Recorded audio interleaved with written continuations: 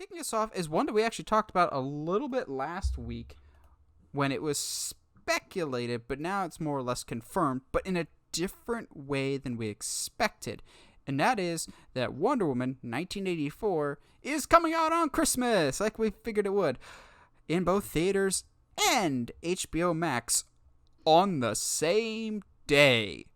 This is a big deal. And coincidentally, a few days after this news dropped, new rumors are spreading that Roku and HBO Max have worked out a deal. Coincidence? I think not. This is not good for movie theaters, but it's good for people that are excited for this movie. I know a lot of people going, I wanted to see this in theaters.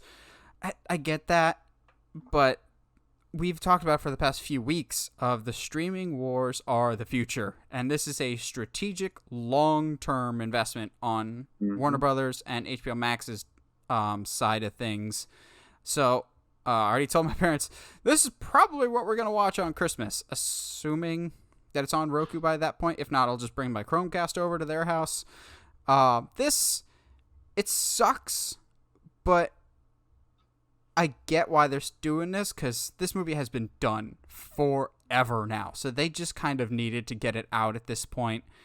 What will probably happen is, since I'm in an area that has theaters open, and every time I've gone to the theater, it has been a very safe, and I felt very comfortable in that environment, I will probably see this on Christmas Day on HBO Max with my family, and if I like it, I'll go back out and see it in theaters to support the movie further, because I always want to support my DC movies, but also just support the theatrical experience. We thought this was going to come out in theaters on Christmas and then be in theaters for like 2 weeks and then go to HBO Max. But no, they're coming out the same day, which I find super interesting. Michael, this is kind of like a part 2 to last week, isn't it? Yeah, it definitely. It's one of those things that we, like you said, we've talked about, and it's inevitable.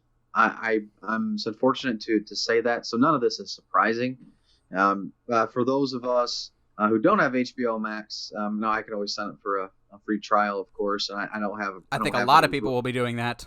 Yeah, I don't have any Roku devices, but do we have like a expected date to where it will like release like VOD like for other platforms? Like, are we thinking maybe like February or something? I am so glad you asked this, because it's only going to be on HBO Max for a month, and then it's going to go on premium on demand, which I think is really, really odd. HBO Max has been really bizarre of its titles, of like, they launched with Harry Potter, all 8 Harry Potter movies, and then they quickly were like, sorry guys, bye. It's going to Peacock for a little bit. Now I don't think even Peacock has, I don't know if Peacock has it or not.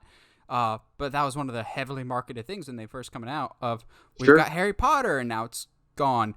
It's like they're still working out the bugs, as a lot of streaming services are. Remember when Disney Plus launched, a whole bunch of titles weren't there, like Black Panther or Ant-Man. Yeah. That won't be a problem in a few years from now, when studios like definitively stick their stake in the ground. But this will be on HBO Max for a month. Then I believe it'll be solely in theaters or solely premium on demand for like $20, I think, and then it'll probably go back to HBO Max again. Gotcha. Yeah, that sounds. I mean, that sounds right as far as a marketing plan. So I'm glad that you affirmed that. Yeah, I probably won't watch it right away. This whole year has kind of put a lot of my priorities, like for movies, for me, and this is going to be a slow adoption. Like, if they're going to charge, premium, like streaming, on things, on top of the increase of a lot of these subscription services, with Netflix raising their prices, and Prime's yearly rate going up every year, it's going to be harder and harder to justify this $20 to $30 premium VOD, at least in the interim, because they're like you have several theater options here before this whole mess of a 2020, and I could go see it because I never get concessions. I could see a movie for $6, and then you get the whole theater experience, the communal experience, which we've talked about, that you and I believe is incredibly special and we love. It'd be kind of hard for me to sit around unless I invite people over and they just give me a couple bucks. I don't think I'd be doing this individually. I hope it works out for them. But I'm with you. I think we're old souls as millennials. We value still the in person, and we're gonna fight against it as much as we can. And if we do have to get creative, like maybe signing up for a free trial to do it, that I'm certainly willing to do that, but begrudgingly. I still think there's a future for video on demand, for like premium video on demand, just not for us, because as it stands, it's just me and Heather, and then in your case, it's just you. But if it's like a Sure. family of 6 kids and 2 adults, that's 8 Ah, people for $20. That's definitely that's more a steal. affordable. I Of course. understand that.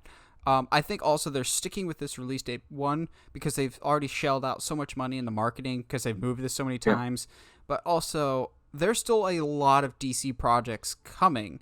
And while this movie, since it's set in the 80s, doesn't need to necessarily fit in a chronological order like the MCU does with Black Widow and everything else, because I'm sure their timeline is all kinds of effed up right now. Um, they still have a lot of projects that they have coming out. And if you keep slotting stuff down, there's eventually not going to be space for it. Like, just take DC out of the equation. Warner Bros. Has a bunch of other movies coming out. And so next year basically has, if things stand as they are right now, there is 2 years worth of movies coming out in 1 year next year. And so it's going to be harder and harder to find a good weekend and stretch of time by yourself at the box office to make the money that you would have. So I think HBO Max is just trying to think of how do we cut down our losses on this and try and make the best out of a bad situation and go, okay, we really need to invest in HBO Max. Disney's already at 70 plus million subscribers for Disney Plus. We're not even close to that. And I think they are realizing they need content to draw people in. I think this is a strategic long-term move, even if it sucks in the short term. That's interesting you bring that up because I was under the impression that DC was going to delay some films like I know Marvel has done. Is that they have not delayed any of their Oh no, they films? have. They have. Like The Oh, Suicide Squad, I think is now coming August 2021, which bumped that like 3 months. It's more just the further down stuff. Like we still oh, have The Batman coming out, Shazam 2, Aquaman 2, hopefully without Amber Heard. Um, yeah. Black Adam. We've got all these major DC projects that will probably want to plant their flag somewhere that people around them won't compete for their attention for a while. And next year alone is going to have a lot of big name titles. So, like, you could still be the big dog on campus, but you're not going to be as big as you were because you've got another big dog on campus riding your heels for that box office. Oh, sure. Yeah, absolutely.